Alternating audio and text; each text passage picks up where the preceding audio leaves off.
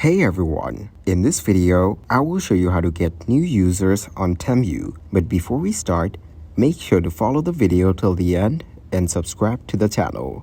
Launch the Temu app on your mobile device. Tap on the U icon located in the middle of your screen to access your profile.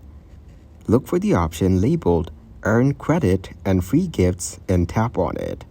If you can't find it, proceed to the next step. If you don't see the Earn Credit and Free Gifts option, tap on Settings instead. Within the Settings menu, locate and tap on Country and Region. Switch it to United States if it's not already set to that. After adjusting the country and region, go back and tap on Earn Credit and Free Gifts.